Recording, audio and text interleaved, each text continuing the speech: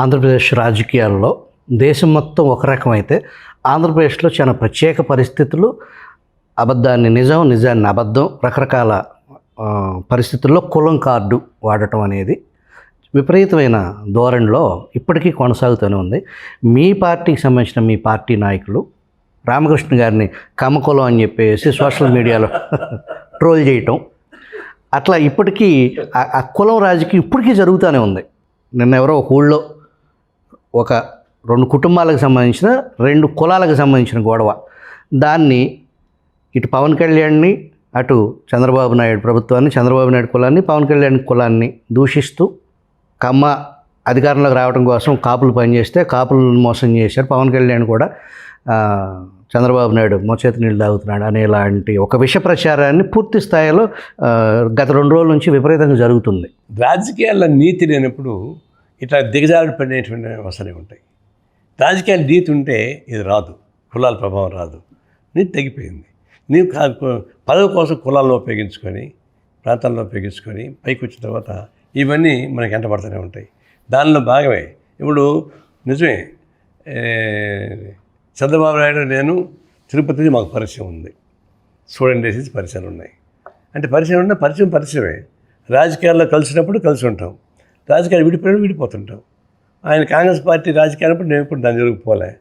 TDP ఆయన చేరాడు, TDP కమ్యూనిస్టులు కలిసి పనిచేసేటువంటి ఒక పాలసీ వచ్చింది, అప్పుడు కలిసి పనిచేసాం. కలిసి పనిచేసే సాయం తెలుసు కానీ బాగానే మాట్లాడుకుంటాం. ఆ తర్వాత 2004 వరకు చంద్రబాబు నాయుడుకి వ్యతిరేకంగా రాజశేఖర్ని సపోర్ట్ చేస్తూ కమ్యూనిస్టులు నిలబడినాం. ఆనాడు కూడా నా క్యాస్ట్ ఇదే కదా. మరి నేను రాజశేఖర్తో కలిసి చంద్రబాబు వ్యతిరేకంగా ఫైట్ చేస్తే అప్పుడు నా క్యాస్ట్ ఏం కనపడలా. అప్పుడు ఏం చెప్పలేదు వాళ్ళు. ఇప్పుడు రామకృష్ణ కొంచెం సాఫ్ట్గా మొట్టమొదటి ఉన్నాడు, మొట్టమొదటి స్టాఫ్ అంటే బీజేపీకి పోకముందరగా. దాన్ని కలిపి మారే మాట్లాడుకుంటారు. ఇప్పుడు ఆయన రామకృష్ణ చౌదరి అన్నారు. బాబు రామకృష్ణ చౌదరి కాదు, పాడు కాదు, అతను ఒక యాదవ్ క్యాస్ట్. ఆయన కాబట్టి అందరితో బాగుంటాడు. ఇప్పుడు వాళ్ళకి ఇష్టం లేకుండా పోతే ముద్ర చేస్తారు. అట్లా ముద్ర వేయడం ద్వారా వచ్చేటువంటి ప్రమాదం. ఇప్పుడు రావడం ఏమైంది?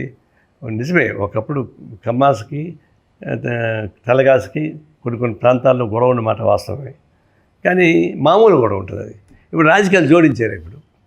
ఇప్పుడు పవన్ కళ్యాణ్ దీనికి వెళ్ళిన తర్వాత పవన్ కళ్యాణ్కు చంద్రబాబు కింద, ఇప్పుడు చంద్రబాబు నాయుడు, పవన్ కళ్యాణ్, లోకేష్ ఎంత ఫ్రెండ్షిప్గా ఉన్నా కిందకి వచ్చే కాడికి ఎవరు జనం వాళ్ళకు ఉన్నారు కదా, ఎవరి క్యాస్ట్ వాళ్ళకు ఉంది కదా. వాళ్ళకి పని కానప్పుడు దీన్ని అడ్డం కొడుతుంటారు. వాళ్ళకి వాళ్ళు అనుకుని రాకపోతే, ఇప్పుడు మొన్న ఈరోజు ఒకటి చూశారు, అతను జనసేనలో ప్రముఖంగా ఉన్నవాడే విజయవాడ, అతను ఎమ్మెల్యే సీటు కోసం ప్రయత్నించిన వాడే. ఆయనకి ఎమ్మెల్యే సీట్ రాకపోతే పోయి వైసీపీలో చేరినాడు. ఇప్పుడు పవన్ కళ్యాణ్ గురించి ప్రీతంగా తిడుతున్నాడు, క్యాస్ట్ గురించి బలి తిడుతున్నాడు. ఇవన్నీ కూడా వాళ్ళ ఎవరికైతే సంతృప్తి పరచలేమో వాళ్ళు క్యాస్ట్ని ఉపయోగించి తిట్టుకోవడం మొదలుపెట్టారు. క్యాస్ట్ని ఇంకా ఇన్ఫ్లుయెన్స్ చేయడానికి ప్రయత్నిస్తున్నారు. అందులో బాగా మీరు చెప్పేటకి 2 రోజులుగా మొత్తం ఇది పోయినాయి. ప్రజా వ్యతిరేక పాలన పోయింది, ఈ పెన్షన్ సిస్టమ్ పోయింది, రైతు సమస్య వెళ్ళిపోయింది, విశాఖపట్నం స్టీల్ ప్లాంట్ పక్కకి పోయింది, రాయలసీమ వెనకబడిన ప్రాంతానికి అభివృద్ధి వెనక్కిపోయింది. ఇవన్నీ పోయి ఈ క్యాస్ట్ అడ్డం పెట్టి మొత్తం కొట్టేస్తున్నారు.